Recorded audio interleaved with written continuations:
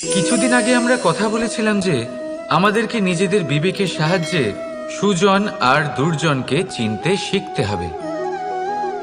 কিন্তু কিভাবে চিনব? কি গুণ থাকে তাদের?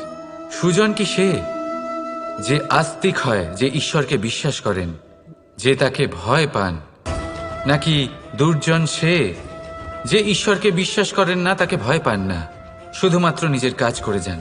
আপনাকে বলে দিই, এই সুজন না তো আস্তিক হয় আর না তো নাস্তিক, তারা বাস্তবিক হয়। তাহলে আসুন আর বাস্তবিকতাকে চিনুন আর জীবনে শুধুমাত্র আনন্দ লাভ করুন।